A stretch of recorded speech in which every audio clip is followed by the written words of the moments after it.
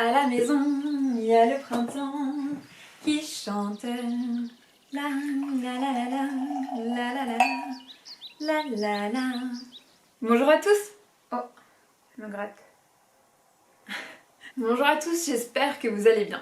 Alors vous l'avez remarqué, le soleil dure plus longtemps, les températures se réchauffent, le changement d'heure a été fait et nos copains allergiques commencent à grogner doucement, bref, vous l'aurez compris, c'est le printemps. Alors le printemps pour le végétal ça signifie le début d'une nouvelle aventure et comme la vigne en fait partie, je me suis dit qu'il était temps d'en discuter. On a déjà étudié la vigne en hiver et alors on prend la suite avec le printemps. Alors concrètement, qu'est-ce qui se passe dans les vignes, qu'est-ce que ça signifie pour le vigneron et qu'est-ce qui se passe également dans le chai? On va le découvrir ensemble et sans plus tarder, spoiler alerte, ça ne chôme pas. Allez, je vous souhaite une bonne dégustation. Alors le printemps, pour le commun des mortels, ça s'étend de la mi-mars à la mi-juin et figurez-vous que pour les vignes c'est à peu près la même chose. J'espère que vous êtes ravis d'avoir cliqué sur cette vidéo pour avoir ces informations particulièrement pertinentes, n'est-ce pas? Alors concrètement, comment ça se passe dans le vignoble, tant pour le vigneron que pour la vigne? La vigne, elle va sortir de ce qu'on appelle la dormance, donc elle va finir d'hiberner et elle va se réveiller doucement, donc la sève va progressivement remonter dans le végétal, de manière à permettre au bois de créer des nouveaux rameaux et de nouvelles feuilles pour le pied de vigne, qu'on appelle un cep. Le vigneron, lui, il va finir de tailler toutes ces vignes s'il a un petit peu de retard par exemple, parce que normalement c'est quelque chose qu'il fait en hiver, donc il finit de tailler ses vignes et il remplace certains pieds de vignes qui sont morts tout simplement et qu'il faut remplacer. Voilà. Au-delà de ça, au niveau du vignoble, il va entretenir progressivement ses terres, donc labourer, remuer la terre de manière à ce qu'elle puisse respirer tout simplement et redynamiser un petit peu toute la biodiversité qui peut se trouver sur ce sol-là. À la mi-mars commence ce qu'on appelle le débourrement, donc c'est l'arrivée des bourgeons sur les rameaux, donc justement, et le vigneron va pouvoir surveiller tout ça justement en labourant ses terres progressivement. Donc c'est vraiment un travail d'observation pour s'assurer que tout se passe bien dans son vignoble. À partir de mi-avril, on arrive sur un travail qu'on appelle le palissage. Dans les vignobles, on a des rangs qui sont notamment dessinés par des piquets où sont reliés des fils de fer. Ces fils de fer sont nécessaires pour pouvoir permettre à la vigne de s'élever tout en ayant un aspect contrôle de la part du vigneron. Les nouveaux rameaux qui auront poussé durant le début du printemps vont être attachés progressivement à ces fils de fer de manière à pouvoir conduire la vigne dans son développement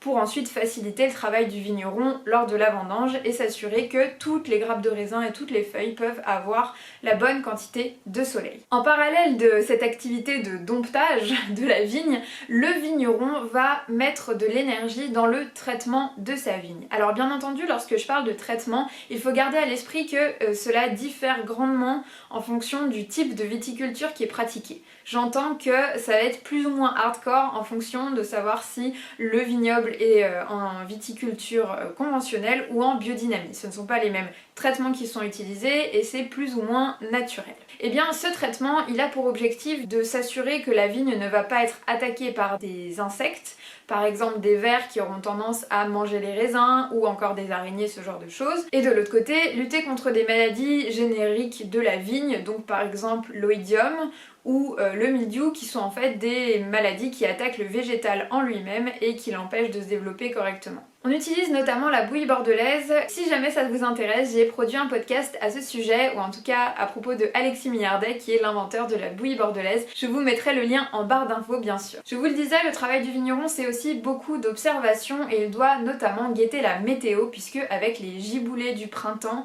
il doit être tout simplement extrêmement réactif en fonction de la pluie, en fonction de la grêle évidemment. Bref, vous l'aurez compris, en ce qui concerne le vignoble, eh bien le vigneron va tout faire pour que son végétal soit dans les meilleures conditions afin de produire les plus beaux raisins jamais produits au domaine. Évidemment. Et le chai dans tout ça, puisque je vous disais en hiver c'est la mise en bouteille, c'est la préparation des commandes, etc. Mais il se trouve qu'au printemps, eh bien les temps sont relativement calmes au domaine. Le vin de l'année précédente est en préparation, donc il est en barrique. Pour le moment il n'y a pas besoin d'agir sur ce liquide-là, simplement le contrôler. Du reste, il y a une partie d'étiquetage des bouteilles, puisque les commandes étant passées, il faut les envoyer, donc il faut labelliser les bouteilles, etc. D'ailleurs, c'est quelque chose qui est hyper satisfaisant à regarder. Donc au niveau du chef, finalement, le travail du vigneron est relativement chill. Bien entendu, je vous vois venir, il arrive que parfois il y ait des catastrophes et qu'il faille gérer des problèmes de dernière minute. That's life.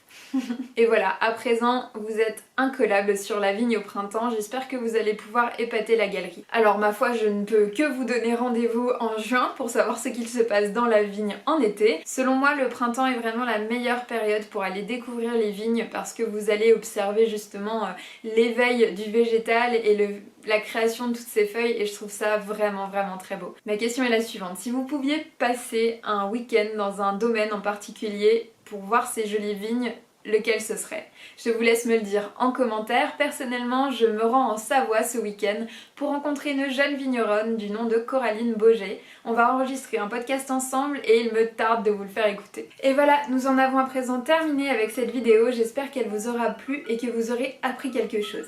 Comme chaque semaine, je vous invite à replacer ces informations dans une conversation que vous aurez, également à liker, commenter et partager cette vidéo si le cœur vous en dit. Pourquoi pas me proposer de nouveaux sujets avec de nouvelles interrogations et si vous le souhaitez, on peut continuer l'aventure ensemble sur Instagram. Il ne me reste plus qu'à vous souhaiter une bonne semaine, à vous donner rendez-vous mercredi prochain et surtout n'oubliez pas, santé! Parce qu'il y a quand même, dans les grands vins, il y a beaucoup d'intellect. Oui. Il y a des discours très sophistiqués, très compliqués. On nous explique que c'est très compliqué, il faut être très savant, il faut être le meilleur sommelier du monde pour commencer à dire quelque chose.